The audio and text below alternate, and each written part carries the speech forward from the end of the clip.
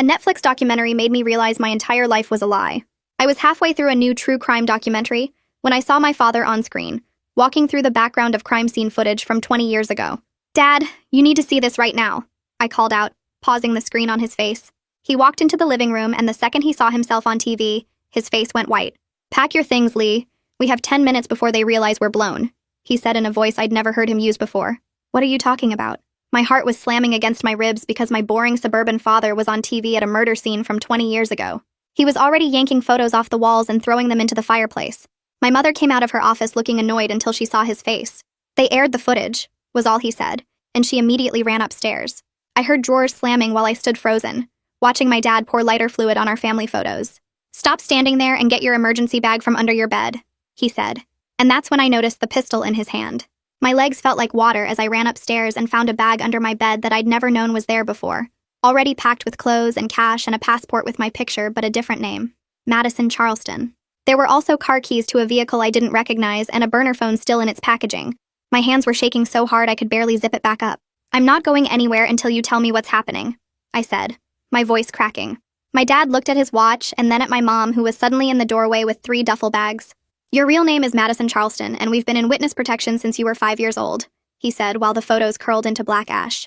The words didn't make sense, but the weapon in his hand was real, and the terror in my mother's eyes was real, and my entire life was apparently fake. "This can't be real," I said, backing against the wall. "We live in Ohio and you work at State Farm and Mom teaches piano lessons." My dad actually laughed, but it sounded bitter and wrong. "I haven't worked a day at State Farm and your mother hasn't touched a piano since we got here. Those are just the stories we tell people." My mom was stuffing ammunition boxes into one of the duffel bags like this was completely normal. "The piano students who come here are federal agents checking in on us," she said without looking up. My mother's phone rang and she answered in a harsh, guttural language, then switched to English. "Handlers compromised. We're on our own. They killed Tyson an hour ago." My dad swore and pulled a revolver from inside the cereal box. Everything felt like a movie happening to someone else as I watched my suburban dad check the ammunition like he'd done it 1,000 times. "How long until they get here?" he asked my mom. 20 minutes if we're lucky, 5 if we're not," she replied, and then looked at me. "Can you shoot?" I shook my head and she pressed a knife into my hand instead. "Then you carry this and stay between us no matter what happens. Someone leaked that footage on purpose because they've been looking for us," my dad explained while my mom backed the car into the garage. "I testified against the Serbian mob about those murders. They think I died that day with the rest of the Ansel family, but I survived and helped put them in prison. Now they know I'm alive." The documentary was still paused on his face and I wanted to throw up. "But why did you testify?" I asked, and his jaw tightened. "Because I helped them launder money for 5 years and I knew where all the bodies were buried. The law gave me a choice and I chose to keep you safe." My phone started buzzing with texts from my best friend, but my dad grabbed it and snapped it in half, then threw it in the fire. I watched my best friend's messages disappear into flames along with every photo of my fake childhood. Lee Lane was already dead, and I was Madison Charleston now, someone I didn't even know how to be. "Will they hurt my friends?" I asked, suddenly terrified for everyone I knew. "They only want us," my mom said, but she didn't sound completely sure. The doorbell rang and my parents both raised their weapons. "I know you're in there, Wade," a man called out with an accent that made my mom grab my arm hard enough to bruise. "Netflix is amazing, isn't it? My nephew called me 20 minutes ago about the documentary. He recognized you immediately, and then we checked your daughter's Instagram. So many helpful photos with location tags." My stomach dropped because I had posted a picture from our front porch just yesterday. My mom was pulling out a Glock from her purse like it belonged there. The man outside laughed and said something in Serbian to someone else. "Come out and we'll make this quick, or we can burn the house down with you inside like we should have done 20 years ago." My normal Tuesday had turned into a nightmare and I couldn't stop shaking. "How many?" my dad whispered to my mom. She peeked through the blinds and held up 4 fingers, then pointed up and held up 2 more. 6 people had come to kill us. "When I open the garage door, you drive straight through whatever's in front of us," my dad told me, pushing me into the driver's seat even though I'd only had my license for 3 months. And that's when I saw the black SUVs blocking both ends of our street. My dad hit the garage door opener and I slammed my foot down on the gas pedal before the door was even halfway up. The car shot forward and smashed through the bottom half of the door, and I felt wood and metal scraping across the roof and hood as we burst into the driveway. The black SUVs were right there, one blocking the left side of the street and one blocking the right, and I could see men in dark clothes turning toward us with guns in their hands. My dad was yelling at me to turn right now, and my mom twisted in her seat and fired 2 shots out her window toward the SUV on the left. The sound inside the car was so loud it hurt my ears and I screamed but kept my foot on the gas. I cranked the steering wheel as hard as I could to the right, and the car jumped over the curb into our neighbor's front yard. The lawn was soft from yesterday's rain and the car bounced hard, throwing us all against our seatbelts. I could see Mrs. Patterson's garden gnomes in front of me, and I drove straight through them, sending little ceramic pieces flying everywhere. My mom fired another shot, and I heard glass breaking somewhere behind us. My dad was pointing toward the space between two houses where the greenbelt started, and I aimed for it even though there was a white picket fence in the way. Bullets hit the back window and the glass exploded inward, covering the back seat with tiny pieces. I was screaming and crying, but somehow my hand stayed on the wheel and my foot stayed on the gas. The car hit the fence and wood splintered everywhere, and then we were bouncing down a steep slope into the drainage area. The car bottomed out hard and something metal scraped underneath, making a horrible grinding sound. My dad pointed to a concrete tunnel opening and I drove toward it, the car sliding sideways in the mud. We made it maybe 20 feet into the tunnel before the car got stuck on something and the wheels just spun uselessly. My dad yelled for us to get out and run, and I grabbed my emergency bag and threw open the door. The tunnel was dark and smelled like sewage and old water, and I could hear shouting in Serbian coming from behind us. My mom grabbed my arm and pulled me forward into the darkness, and we started running. The knife she had given me was still in my other hand, and I gripped it so hard my fingers hurt. My lungs were burning after just a few seconds because I'm not a runner and I've never been this scared in my entire life. We were splashing through water that came up to our ankles, and it was so dark I couldn't see anything except the tiny flashlight my dad was holding. Behind us, the shouting got louder, and I heard at least 2 different voices echoing through the tunnel. My dad suddenly pulled us sideways into a concrete alcove I hadn't even seen, and we pressed ourselves against the cold, wet wall. I was trying so hard to control my breathing, but my chest was heaving, and I thought for sure they would hear us. My mom had her gun raised toward the tunnel opening we'd just come from, and my dad was covering the other direction with his revolver. The footsteps got closer, and I heard men talking in that harsh language, and then a flashlight beam swept past our hiding spot. I held my breath and squeezed my eyes shut like that would somehow make me invisible. The footsteps passed right by us, so close I could smell cigarette smoke on someone's clothes. The voices moved away down the tunnel and I started to breathe again, but then they came back. The searchers walked past our alcove a second time, and I heard one of them say something that made the others laugh. The water sounds and the echoes seemed to confuse them about exactly where we were hiding. After what felt like hours but was probably only 10 minutes, the voices faded away completely. My dad waited another minute, then signaled us to move deeper into the drainage system, away from where the searchers had gone. We walked for what felt like forever through the dark tunnels, taking turns whenever my dad indicated. Finally, we reached a different exit that came out in someone's backyard 6 blocks from our house. We climbed out covered in mud and dirty water, and I was shaking so hard I could barely stand. My mom pulled out the burner phone and made a call, speaking in English this time. She said we needed immediate pickup and our handler was dead, then gave an address I didn't recognize. When she hung up, she told my dad she was going alone to get the backup car from a storage unit, and she'd meet us at the gas station on Miller Road in 20 minutes. My dad tried to argue, but she was already running toward the street. My dad and I hid behind a dumpster at a closed gas station, crouching in the shadows while he kept checking his watch. This was the first moment we'd had to actually breathe since I paused that documentary. I looked at my dad and realized he wasn't the boring insurance agent anymore. He was someone who knew how to run and hide and shoot, and that person had always been there under the surface. His hands were steady on his gun, and his eyes kept scanning the street like he'd done this 1,000 times before. 20 minutes later, my mom pulled up in an old Civic I'd never seen, and we jumped in with our bags. She'd changed into different clothes and had a baseball cap pulled down low over her face. She looked nothing like the woman who taught piano lessons and made cookies for her students last week. As we drove away from our neighborhood, my dad finally started explaining everything. He talked about the Ansel family murders and how he helped the Serbian mob launder money through real estate deals for 5 years. He said there were bodies buried in construction sites around the city, and he kept detailed records of every transaction and every murder he knew about. Those records put 15 people in prison after he testified. I was sitting in the back seat realizing my father was both a criminal and the reason those criminals went to jail. The story he was telling didn't match the dad who helped me with my math homework and took me to soccer practice. I interrupted him and said that my Instagram post from yesterday showed our front porch, and I had the location tag turned on. The silence in the car after I said that was worse than any yelling could have been. I watched my mom's hands get tight on the steering wheel, and my dad closed his eyes like I'd just punched him in the stomach. My mom checked the rearview mirror for the 3rd time in 2 minutes, and her jaw got tight. She told us there was an SUV 3 cars back that had followed us through 4 different turns. My dad twisted around to look, but she snapped at him to face forward because we couldn't let them know we'd spotted them. My stomach dropped because I thought we'd gotten away clean. Mom suddenly cranked the wheel right, and we shot into a shopping center parking lot so fast the tires squealed. She wove between parked cars like she was playing a video game, cutting across empty spots and around light poles. I grabbed the door handle and held on while she aimed for a narrow gap between 2 buildings. The service alley was barely wide enough for our car, and I heard something scrape against the passenger side.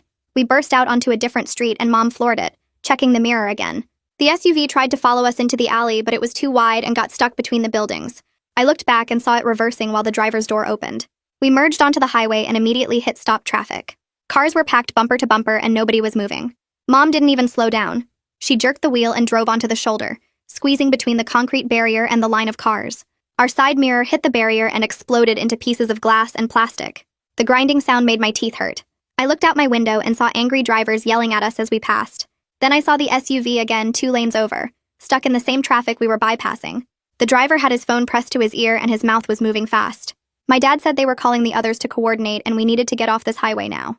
Mom took the next exit doing 50 miles per hour and the car tilted sideways. I thought we were going to flip, but somehow the tires held. My dad pulled out the burner phone and dialed a number with shaking fingers. He asked for the U.S. and Marshals Service duty line and then said something that sounded like a password. The words came out smooth like he'd practiced them 1,000 times. He explained that their witness protection family was blown and handler Tyson was dead, and they needed immediate help. A woman's voice came through the speaker asking him to verify his identity code.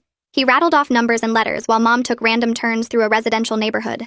The woman said her name was Marshall Nora Lee, and she would call back in 5 minutes after verification. The phone went dead and my dad stared at it like he could make it ring faster. Mom pulled into a gas station and the car finally stopped moving. My hands were cramping from holding the door handle so tight. Mom reached into the back seat and shoved a hoodie at me, then handed me a pair of sunglasses even though the sun was setting. She told me to put them on right now and keep my head down. My dad got out to pump gas and I watched him scan every person at the other pumps. His hand stayed near his waistband where I knew he had the gun tucked. A woman walked past our car and my dad's whole body tensed until she got in her own vehicle and drove away. I realized we couldn't use credit cards or debit cards or anything that would show up in a computer somewhere. We couldn't call anyone or check social media or do any of the normal things that left digital footprints. We were completely disconnected from the world I knew. The burner phone rang and my dad answered it before the first ring finished. Marshall Nora Lee gave him an address for a library in the next town. She said we needed to meet her there in 40 minutes. She told him to vary his speed and take different routes, and if he spotted another tail, he should abort and call her with a new meeting point. My dad repeated the address back to her twice to make sure he had it right. When he hung up, he programmed the address into an old GPS unit from the glove box instead of using a phone. Mom finished pumping gas and paid cash inside while my dad and I sat in the car watching every vehicle that pulled in. A black sedan parked 3 spaces away, and my dad's hand moved to his gun until a family with little kids got out. I was seeing threats everywhere now, and I hated it. During the drive, Mom started talking without looking at either of us. She said she was never actually a piano teacher before witness protection. Those weekly students who came to our house were federal agents doing check-ins disguised as lessons. She used to work in private security overseas, which is why she knew how to shoot and speak Serbian and drive like we were in an action movie. My dad added that they met on a protection detail in Eastern Europe, and that was the only true thing about their relationship we'd ever been told. Every single story about how they met and fell in love was fake. Every anniversary celebration was based on a lie. I sat in the back seat realizing I didn't actually know my parents at all. The people I'd lived with for 17 years were strangers wearing my parents' faces. We reached the library parking lot exactly 40 minutes after the call. A plain gray sedan was parked near the entrance with someone sitting in the driver's seat. My dad told us to stay in the car while he approached alone. He walked slowly with his hands visible and stopped a few feet from the sedan. A black woman in her 40s got out wearing a blazer and khaki pants. She looked like a teacher or a businesswoman. Nothing like what I expected a U.S. Marshal to look like. She asked my dad something and he started reciting details that sounded like dates and places and names. She nodded and gestured for us to join them. Up close, I could see she had gray streaks in her hair and tired eyes. She introduced herself as Marshall Nora Lee and shook hands with my mom. Then she looked at me and said, "I must be Madison." Hearing my real name out loud from a stranger made me feel dizzy. Nora told us handler Tyson was found shot in his apartment 3 hours ago. 2 bullets to the head, execution style. She said it looked professional and the crime scene was clean. Nora explained that someone inside the documentary production company leaked information about the footage before it aired. The mob had time to prepare and coordinate the attack on our house. She said the Marshals Service was investigating the leak, but right now her only priority was keeping us alive. She needed us to follow her to a temporary safe house while they figured out next steps. My dad asked how long we'd have to stay there and she said she didn't know yet. Everything depended on what the investigation turned up, and whether they caught the people hunting us. She told us to get our bags and transfer them to her sedan. My dad hesitated and I saw him touch the gun under his jacket. Nora's eyes tracked the movement and her expression hardened. She told him he needed to surrender the weapon before they went any further. My dad said absolutely not, and his voice got loud. He argued that the gun was the only thing keeping us alive and he wasn't giving it up to anyone. Nora said she couldn't transport armed civilians and it was against policy. They went back and forth getting angrier, and I saw my mom step between them. She pointed out that Nora was literally our only lifeline right now, and we couldn't afford to lose federal protection over a gun. My dad looked at her like she'd betrayed him. Then I heard my own voice saying we should trust her because we didn't have any other options. Both my parents turned to stare at me. I said the mob had already found us once and they'd find us again if we tried to run on our own. At least with Nora, we had resources and information and a plan. My dad's shoulders dropped and he slowly pulled the gun from his waistband. He handed it to Nora Grip first, and she secured it in a lockbox in her trunk. The safe house turned out to be a motel room that smelled like cigarettes and cleaning chemicals. Bars covered the windows and the view showed a dumpster and a brick wall. Nora explained the rules while we stood in the doorway with our bags. We couldn't use our phones or contact anyone we knew or leave without her approval. She would be in the connecting room with the door cracked open. If we needed anything, we knocked on the connecting door. We didn't go outside. She asked if we understood, and we all nodded. My dad asked about food, and she said she'd order delivery, but we had to stay away from the windows when it arrived. She handed my mom a burner phone with only her number programmed in. Then she went into the connecting room and I heard the lock click. I looked around at the dingy furniture and stained carpet and realized this was my life now. No home, no friends, no identity, just a motel room with bars on the windows and a federal agent guarding the door. That night, I couldn't sleep on the scratchy bedspread that smelled like old smoke and chemical cleaner. My parents were in the other bed whispering to each other in harsh voices that cut through the darkness, and I could hear my dad saying something about protection, and my mom responding with angry words about trust. I stared at the water stains on the ceiling and felt something building inside me that was bigger than fear or confusion. My dad's voice got louder and he said they had kept secrets to protect me, that I was safer not knowing the truth about who we really were. That's when I sat up in bed and my voice came out harder than I expected. I told him that protection through lies just made everything worse, that I had posted location tags on Instagram because nobody taught me I was living under a fake identity. The room went silent and I could feel both of them staring at me in the dark. My mom started to say something, but I cut her off and told them I deserved to know the truth about everything from now on, no matter how scary or complicated it was. I said I was the one who accidentally led killers to our house, and I needed to make informed decisions instead of being treated like a little kid who couldn't handle reality. My dad sat up and I saw his silhouette against the window bars. My mom reached across and touched his arm, and something passed between them that I couldn't see but could feel. They both nodded, and my dad said they would be honest going forward, that they owed me that much after everything that had happened. My mom promised no more secrets, and her voice cracked a little when she said it. Around midnight, I heard movement in the connecting room, and then Nora knocked quietly on our door. My dad was up instantly with his hand reaching for where his gun used to be, and Nora came in holding one of our duffel bags with a small device in her other hand.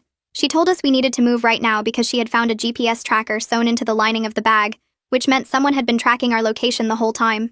My stomach dropped and I was pulling on my shoes before my brain even caught up with what was happening. We grabbed what we could carry and left the tracked bag sitting on the motel bed, and I wondered how long the people hunting us had known exactly where we were. Nora's sedan was parked behind the building, and we piled in with even less than we had before, just the clothes on our backs, and the emergency cash my parents had saved. Nora told me to get in the driver's seat, and I looked at her like she was crazy, because I had only been driving for 3 months and barely knew how to parallel park. She said I needed to practice evasive driving under her instruction, and that sitting in the passenger seat was the best way to teach me. My hands were already sweating when I gripped the steering wheel and started the engine. Nora directed me onto back roads and told me to vary my speed randomly, sometimes going 10 over the limit and sometimes dropping to 5 under. She made me take unexpected turns without signaling and told me to watch my mirrors constantly for any vehicle that followed our pattern. I was scared of screwing up, but also grateful she was treating me like I could handle real responsibility instead of just being protected and lied to. Every time I checked the rearview mirror, my heart jumped thinking I would see headlights following us. We were on a dark rural road with no streetlights when I heard a loud bang and the car lurched hard to the right. The steering wheel jerked out of my hands and we were sliding sideways on gravel, and Nora was yelling at me to turn into the slide, but my brain was frozen. The car went off the road and down into a shallow ditch, slamming to a stop against a fence post. My mom's head hit the window with a crack that made me scream, and I saw blood running down her forehead in the dim dashboard light. My dad was already unbuckling and climbing into the back seat while Nora called someone on her phone asking for a backup vehicle immediately. I grabbed the emergency kit from under my seat and my hands were shaking, so hard I could barely open it. My dad pressed gauze against my mom's bleeding scalp and told me to hold it there with pressure while he checked her pupils with his phone flashlight. My mom was conscious and talking, which seemed like a good sign, and she told me I was doing great even though I was crying and my hands were covered in her blood. Nora finished her call and came around to help, checking my mom's head wound and saying it looked worse than it was, but we needed to get it cleaned properly. While we waited on the side of that dark road, Nora explained some things my parents probably should have told me years ago. She said my dad's original testimony deal had expired a long time ago, and he wasn't technically under active protection anymore. The Marshal Service had moved on to other cases, and we were basically on our own until the documentary blew everything up again. She told my dad that if he cooperated with the current investigation into Handler Tyson's murder and the documentary leak, they could negotiate a new arrangement. But there would be legal consequences he couldn't avoid for his original crimes, and he might have to testify again in court. My dad nodded and said he understood, that keeping us safe was more important than staying out of jail. I kept pressure on my mom's cut and felt the gauze getting warm and wet under my fingers. I asked Nora what life in permanent witness protection actually looked like because I needed to know what I was signing up for. She didn't sugarcoat it or make it sound better than it was. She said it meant new names forever and no contact with anyone from our past, not friends or extended family or anyone we used to know. She said we would live with constant low-level paranoia about being discovered, always watching over our shoulders and never fully trusting anyone. Some families adjusted well and built new lives that felt normal after a while. Requested Reds is on Spotify now. Check out link in the description or comments. Other families fell apart from the stress and ended up divorced or estranged because the pressure was too much. She said the success rate depended on whether everyone could commit to the restrictions and follow the rules without breaking. I thought about never talking to my best friend again or going to my high school graduation, and it felt like mourning someone who was still alive. The backup vehicle arrived about 40 minutes later, a different sedan with government plates. We transferred our minimal belongings, and my mom limped on her sore ankle while my dad supported her weight. The new motel was in a different town whose name I didn't catch, and by the time we got there I was so exhausted I could barely stand. The room looked exactly like the last one with the same scratchy bedspreads and the same smell of smoke and chemicals. Before I collapsed into bed, I checked that my mom's cut had stopped bleeding, peeling back the gauze carefully to see the edges of the wound. She squeezed my hand and said she was proud of how I was handling this impossible situation, and I wanted to believe her, but mostly I just felt numb. The next morning, I woke up to Nora shaking my shoulder and showing me her phone screen. Someone had posted on social media claiming to be at our old house, with photos of the burned front lawn and yellow police tape across what used to be our driveway. The attackers were publicly interacting with the post using their real accounts, leaving comments and likes like they weren't even trying to hide. Nora said this showed they were confident enough to operate in the open, that they didn't fear law enforcement or consequences. I stared at the photos of my destroyed home and felt something twist in my chest. Everything I owned was gone. Every piece of evidence that I had lived there as Lee Lane for 12 years. I had an idea and told Nora that maybe we could work backward from the documentary to figure out who leaked the information in the first place. She looked at me with something like respect in her eyes and said I was thinking strategically, which was exactly what we needed. She explained that the Marshal Service was already investigating the leak, but having the family's perspective might help connect dots they were missing. She made a call to her supervisor and got permission for me to contact the production company under monitored conditions. I would have to be careful about what I said and stick to questions about the footage chain of custody, but at least I could do something useful instead of just hiding and running. Nora handed me a clean phone and pulled up the production company's number, and I took a deep breath before dialing. The phone rang 3 times before a woman answered with a tired hello, and I stumbled through explaining who I was and why I was calling. She went completely silent for about 10 seconds, and then I heard her voice crack when she said she was so sorry, that she had no idea the documentary would put anyone in danger.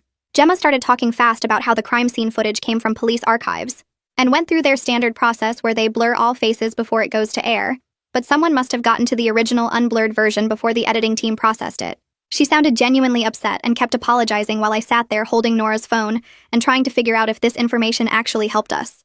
Nora gestured for me to put it on speaker, and Gemma explained that the footage went through 3 different editing houses before final production, which meant at least a dozen people had access to the raw files at various points. She promised to send Nora the complete chain of custody documentation for that specific piece of footage, and I could hear her typing while she talked, like she was already pulling up the records. When I hung up, I felt worse instead of better because now I knew exactly how many opportunities there were for someone to leak our location. I looked at Nora and admitted that I was the one who made it easy for them anyway, because I posted my location on Instagram all the time, including a picture from our front porch just yesterday. Nora set down her coffee and told me that yes, I made a mistake, but I was 17, and the adults in my life should have taught me better about keeping our location private, so the blame wasn't entirely mine to carry. My dad came out of the bathroom looking pale and asked what the producer said, and my mom was sitting on the bed rewrapping her ankle with fresh bandages. Nora laid out a plan to bring us into the federal courthouse where we would be secure while they worked with local police and the FBI to coordinate our protection. My dad immediately tensed up and said he didn't like the idea of going into any government building because it felt like surrendering control of the situation. My mom looked at him and pointed out that control was an illusion we lost the moment that documentary aired on Netflix, and we needed to accept help from people who actually knew what they were doing. We packed up our stuff again and loaded into Nora's sedan with me driving, because she said I needed more practice with evasive maneuvers. The freeway was busy with morning traffic, and I was trying to stay calm while merging into the middle lane when 2 vehicles suddenly appeared on both sides of us. Nora recognized it immediately as a coordinated attack and started giving me rapid instructions to accelerate into a gap between cars ahead. I pushed the gas pedal down and squeezed through a space that barely looked wide enough, hearing metal scrape as both side mirrors got ripped off against the other cars. One of the attacking vehicles tried to follow but clipped another car and spun out across 2 lanes, and Nora was already on her radio calling for immediate police response to our location. The second attacking vehicle was still right behind us, and Nora told me to take the next exit onto a construction zone, where the narrow lanes and barriers would make it harder for them to maneuver.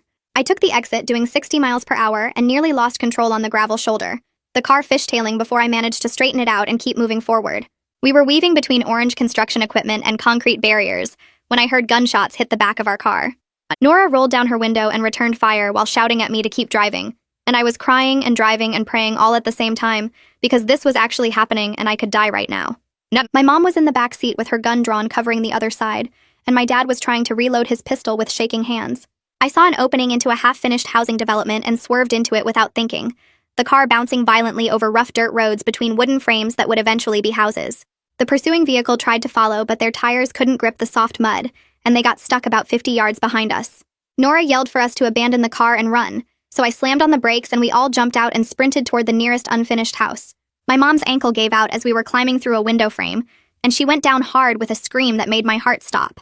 My dad and I grabbed her arms and dragged her into a bathroom that was just framed in wooden studs with no walls or fixtures yet. Nora positioned herself at the doorway with her weapon drawn and her phone out calling for backup, and I could hear our attackers shouting to each other somewhere in the development. The voices got louder and I could hear boots crunching through construction debris somewhere close by. My mom's breathing was fast and shallow next to me, and my dad kept his gun pointed at the doorway opening while Nora pulled out her phone. She spoke quietly into it, giving an address I didn't recognize and saying her federal badge number. Then she looked at all three of us and her face was serious. "If they start shooting, we stay flat on the ground no matter what," she said, and I nodded even though my whole body was shaking. The footsteps were coming from 2 different directions now, and I pressed myself harder against the wooden studs, trying to make myself smaller. Someone shouted in Serbian from what sounded like the next building over, and another voice answered from somewhere behind us. Nora shifted her position and raised her weapon toward the empty doorway, her finger resting along the side of the gun instead of on the trigger. I could hear my own heartbeat pounding in my ears, and the knife handle was slippery with sweat in my palm. The attackers were checking each unfinished structure methodically, and we were running out of time before they reached ours. A shadow moved past the window frame and my mom grabbed my arm to keep me still. Then boots hit the floor inside our building and Nora fired 2 shots straight up through the open ceiling that echoed so loud my ears rang. The attackers started yelling and returned fire, but the bullets hit wooden studs and concrete in weird places because the empty building made all the sounds bounce around confusing. Nora fired 1 more shot toward the doorway and I heard someone curse in Serbian and scramble backward. Then police sirens cut through the air getting louder fast, and the attackers were suddenly running away from us instead of toward us. Car doors slammed and engines revved and tires spun in the mud, and within seconds I heard different vehicles arriving with more sirens. Nora told us to stay put while she checked the situation, and she moved to the window opening with her badge held up high. Police were spreading out through the construction site in tactical formation, and I watched one officer tackle a man who wasn't running fast enough. The guy went down hard with his face in the dirt, and 3 officers swarmed him with handcuffs and relief hit me so strong that my legs gave out, and I slid down the wall shaking. My mom wrapped her arms around me, and my dad finally lowered his weapon, and we just sat there in the dusty bathroom that wasn't really a bathroom while police secured the area outside. A detective in a suit jacket showed up 20 minutes later and separated us for interviews. He introduced himself as Detective Carpenter, and his face made it clear he wasn't happy about federal witness drama landing in his jurisdiction. He asked me to walk him through everything from the documentary to right now, and I could tell from his questions that he thought maybe we weren't telling him the whole truth about being victims. When I explained about my dad testifying 20 years ago, Detective Carpenter wanted to know exactly what crimes my dad committed before he testified. I told him about the money laundering and helping hide bodies, and I watched his expression get harder. He asked if there was anything else we were hiding, and if we had any idea how many people might still be trying to kill us. I said I didn't know, and that was the honest truth because 2 days ago I thought my dad sold insurance. Nora came into the interview room and vouched for us, pulling out her phone to show Detective Carpenter the evidence trail. She walked him through Handler Tyson's murder and the documentary leak and the coordinated attacks today, laying it all out in a way that made the connections obvious. Detective Carpenter studied the information and his jaw was tight, but he finally agreed to help. He said he'd secure us in a courthouse holding room while the Marshal's service figured out the long-term plan, and I could tell he still didn't fully trust us, but at least he was willing to help keep us alive. They drove us to the courthouse in separate vehicles and put us in a small room with a table and chairs that reminded me of TV shows about interrogations. Nora sat down across from us and said she had an idea about using the detained attacker's phone to send a message that might draw out the others. My dad immediately said it was too risky, and we should just focus on getting relocated somewhere safe. I surprised myself by speaking up and saying we were already at maximum risk, so we might as well try to take some control. Nora looked at me with something like approval, and my dad rubbed his face with both hands. I pointed out that running away hadn't worked so far, and maybe it was time to be strategic instead of just reactive. My mom agreed with me, and my dad finally nodded, and Nora started explaining her plan in more detail. I volunteered right away to be the one to deliver whatever message they needed, and Nora's response was immediate and firm. She said absolutely not, and when I argued that I was already involved and wanted to help, she didn't budge. Putting a minor in operational danger was a line she wouldn't cross no matter what, and even though I was frustrated, I had to respect that she had boundaries. My dad looked relieved, and my mom squeezed my hand like she was proud I'd offered, but also glad Nora had refused. Instead, Nora pulled up my old Instagram account on her tablet, and we worked together to create a story post with a fake location. We picked a coffee shop across town and made it look like I was there right now, using an old photo from my camera roll that didn't have obvious date markers. Nora's team was monitoring for any suspicious activity near that location, and we watched the view count on the story tick up slowly. My hands were shaking as I watched because this felt like using myself as bait even though I wasn't physically there. Within 40 minutes, the views jumped up fast, and Nora got a call from one of her team members. A vehicle matching the attacker's description had just pulled into the coffee shop parking lot, and surveillance cameras got clear photos of the license plate. Detective Carpenter came back into the holding room and said he was getting a warrant to pull the rental records, and I felt a weird mix of scared and proud that our plan had actually worked. The license plate traced back to a rental company downtown, and within another 20 minutes, Detective Carpenter had the name on the rental agreement and was coordinating with other agencies to find out who was coordinating all these attacks. My phone buzzed in my pocket, and I jumped before remembering it was the burner phone from my emergency bag, not my real phone that my dad had destroyed. Nora took it from me and answered, then handed it over, saying it was producer Gemma calling back. Gemma's voice was tight with guilt as she said she was willing to delay the next episode of the documentary and add warnings about unintended consequences. It felt like such a small thing compared to everything that had happened, but at least it was something. I thanked her and said I understood she didn't mean for any of this to happen, and she promised to cooperate fully with the investigation into who leaked the footage. When I hung up, I realized it was the first time in 2 days that something had gone even slightly right, and even though it couldn't undo the damage, it felt like one tiny piece of this nightmare was addressed. I checked the burner phone for the third time in 10 minutes, and still no messages from Nora or Detective Carpenter about what's happening at our old house. My mom sits across from me at the motel table with her hands folded, and I can see she's doing that thing where she counts her breaths to stay calm. The phone finally buzzes, and I nearly drop it grabbing for it, but it's just a text from Nora saying she's getting updates from the fire department. My dad paces between the window and the door, checking the parking lot every 30 seconds like someone might materialize out of nowhere. The room smells like old cigarettes and cleaning chemicals, and I keep thinking about my bedroom at home with the posters on the walls and my collection of concert tickets taped above my desk. Another buzz, and this time it's actual news. Detective Carpenter sending photos through an encrypted app that Nora set up for us. The first photo shows our street blocked off with fire trucks and police cars everywhere. And the second photo makes my stomach drop because our house is just a burned shell with the roof collapsed and black smoke still rising from what used to be the garage. I hand the phone to my mom and watch her face go completely blank as she scrolls through the images. Then she passes it to my dad, who just stares at the screen for a long time without saying anything. Everything I owned except what's in this emergency bag is gone now. Every photo album my parents didn't burn themselves. Every piece of clothing in my closet. My laptop with all my schoolwork. The stuffed elephant I've had since I was actually 5 years old. I think about my yearbooks with everyone's signatures and inside jokes written in the margins, and how those were proof that Lee Lane existed even if she was fake, and now there's nothing left.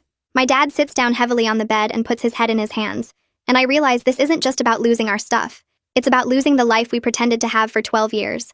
The attackers burned it down on purpose to erase us, to make sure we understood they could destroy everything we built, and it worked, because I feel erased right now. Detective Carpenter calls instead of texting, and Nora puts him on speaker so we can all hear. He says the warrant came through faster than expected because of Handler Tyson's murder being linked to our case, and his team searched a storage unit rented under one of the attackers' names about 2 hours ago. Inside, they found camping equipment, food supplies, multiple burner phones still in packaging, ammunition boxes, a laptop with surveillance photos and printed maps of our neighborhood, with our house circled in red marker. He says it looks like they were planning to stake out the area for weeks if necessary, waiting for the right moment to attack, and they had backup plans written out in Serbian that his translator is still working through. The laptop had browser history showing they'd been monitoring my Instagram account for the past month, screenshotting every post I made and noting the locations I tagged. There's a printed photo of our family that I recognize from a post I made at a restaurant 3 weeks ago, and someone drew X marks over my parents' faces in red pen. Detective Carpenter's voice gets quieter when he describes a notebook filled with details about our daily routines. What time my dad left for his fake job at State Farm. What time my mom's fake piano students arrived. What time I got home from the school. They knew everything about us because I posted everything about us, and the level of planning they put into killing us makes me feel sick. My mom reaches over and squeezes my hand when she sees my face, and I appreciate it, but I also know this is my fault no matter what Nora said about operational security. The laptop data led to phone records that Detective Carpenter's tech people traced to 3 more associates, and he says 2 of them got arrested this morning trying to leave the state. They're being held without bail on conspiracy charges, and the detective thinks they'll flip on each other pretty quickly once they realize how much evidence there is. But he also says the leader, Alex Yates, isn't among the arrested people, and his name doesn't appear on any of the phone records or rental agreements they've found so far. Nora leans forward and asks if they've identified Yates through other means, and Detective Carpenter confirms he's the nephew who originally recognized my dad from the documentary based on social media posts the nephew made bragging about it.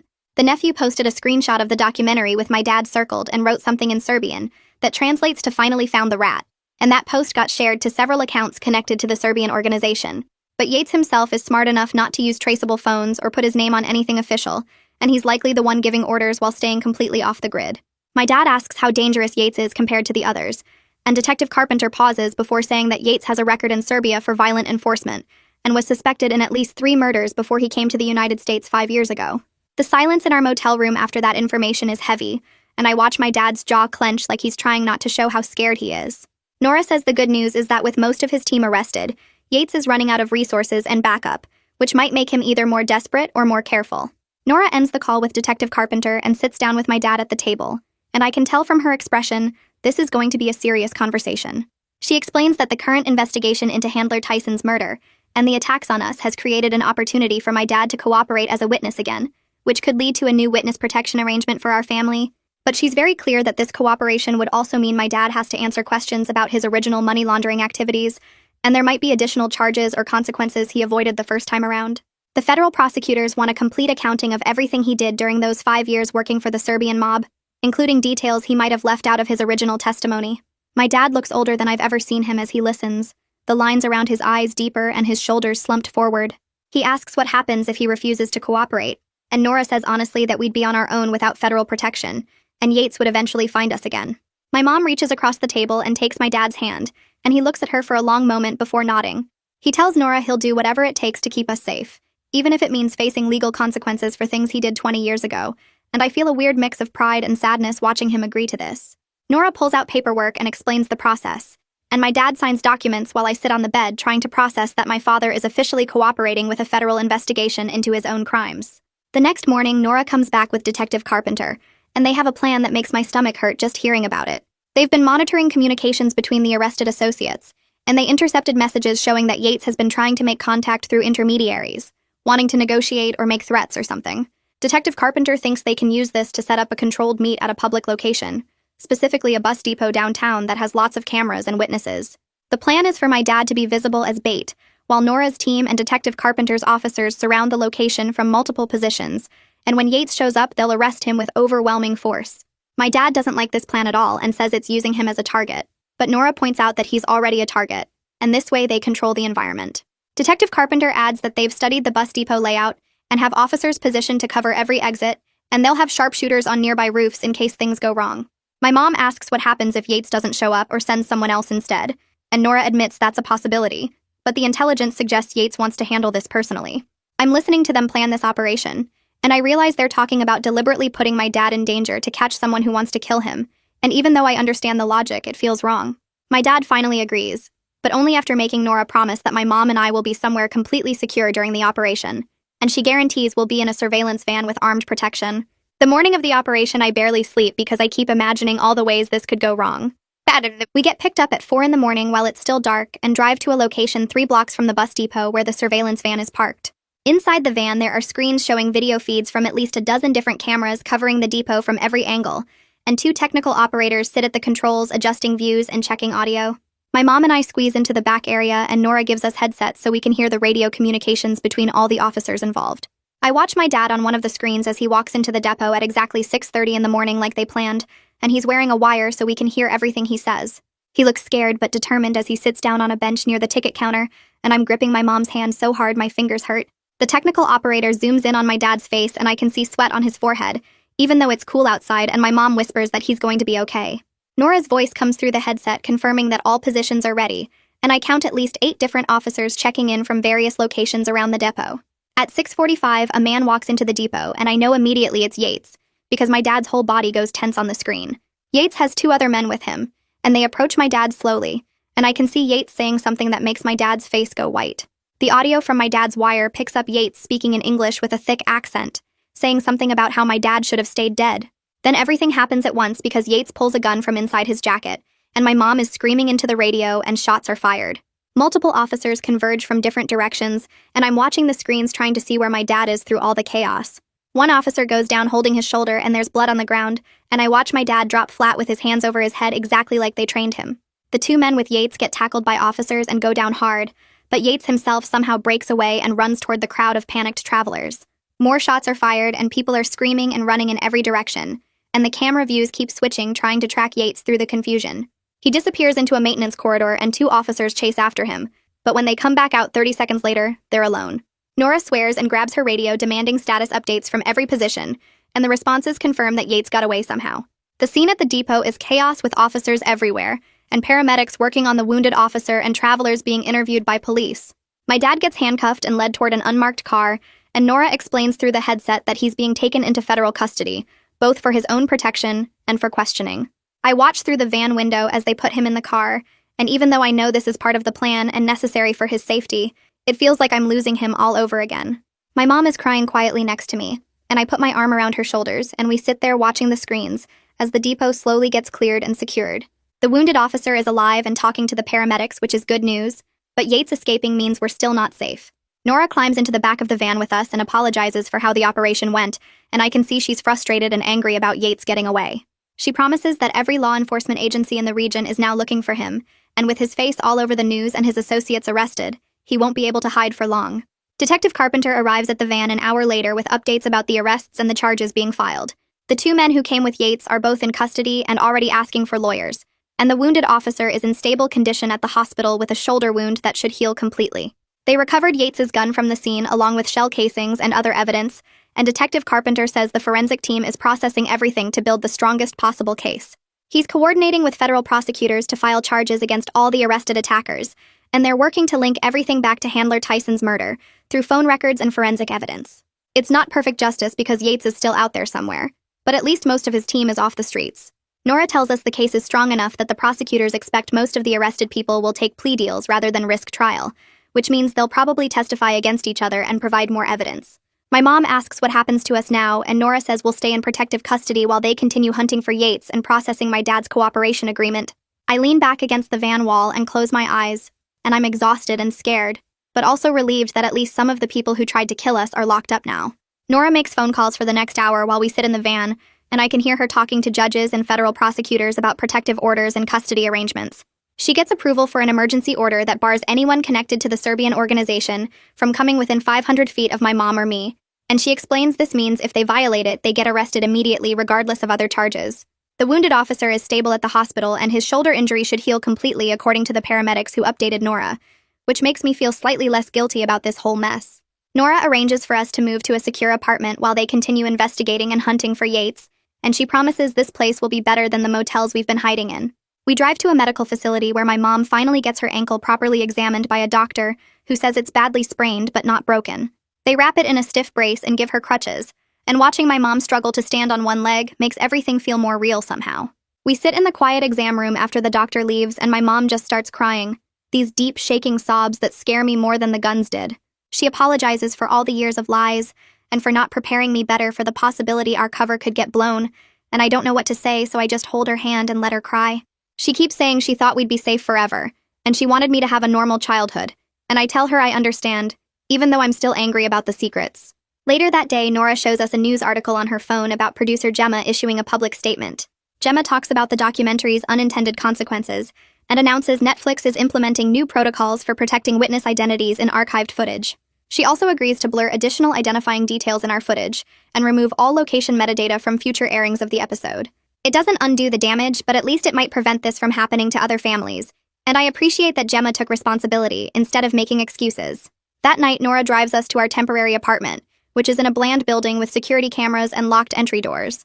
The apartment itself has basic furniture and feels sterile like a hotel room, but it's clean and quiet and nobody's trying to kill us here. Nora sits down at the kitchen table with us and explains the logistics of getting new identities and relocating to a different region. This time she asks me what kind of place I'd like to live and what I want to study in the school, treating me like I actually have some control over my future. I tell her I want to live somewhere with actual seasons and maybe near a college so I can take classes eventually, and she writes this down like my preferences actually matter. The next morning, Nora sets up a monitored video call with my dad, who's being held in some federal facility. His face appears on the laptop screen and he looks tired and older, wearing an orange jumpsuit that makes everything feel more serious. He apologizes without making excuses for his past crimes or for keeping secrets from me my entire life. I tell him I need time to process everything, but I don't want to lose contact with him completely, and we agree to rebuild trust slowly with clear boundaries about honesty. He asks if my mom is okay, and I tell him about her ankle and the brace, and I can see him wince even through the video screen. We only talk for 15 minutes because Nora says that's the limit, and when the call ends, I feel drained but also slightly better than before. Detective Carpenter calls Nora that afternoon with updates about the arrested attackers. Bail was denied for all of them due to flight risk, and the severity of charges including conspiracy to commit murder. Alex Yates is still at large but now has federal warrants, and every law enforcement agency in multiple states is actively hunting for him. Carpenter says they're also investigating Yates's financial records and known associates to figure out where he might be hiding. My mom sits me down after Carpenter's call and admits she's been hiding the full extent of her training and capabilities because she wanted to believe we'd never need them. She tells me she worked for a private security company overseas before witness protection, and she knows how to do things she's never told me about. She promises complete transparency going forward about her skills, her past, and any potential threats we might face. I tell her that honesty is the only way we can function as a family now, and she agrees and squeezes my hand. We spend the next 2 days packing out our remaining belongings from storage units and scrubbing our digital footprint with help from a tech specialist the Marshals Service sent over. The specialist shows me how to delete my Instagram account properly and erase cached data and archived posts.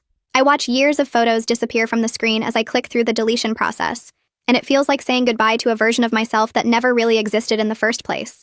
All those pictures of Lee Lane at the school events and birthday parties and casual moments, all of it was built on lies and now it's just gone. The specialist also helps us close email accounts and remove our information from various databases, and by the end of the second day, it's like Lee Lane never existed at all. On the 5th morning, I wake up in the secure apartment and find Nora making coffee in the kitchen. She calls me Madison for the first time instead of Lee, asking if I'm ready to start the relocation process. I take a deep breath and say yes. And I realize that even though I'm scared and angry and grieving for my old life, I'm also still here and still fighting. My mom is alive and my dad is safe in custody, and most of the people who tried to kill us are locked up. Yates is still out there somewhere, but we survived this far, and that has to count for something. Nora pulls out paperwork for our new identities and starts explaining the next steps, and I force myself to focus on her words instead of thinking about everything we're leaving behind.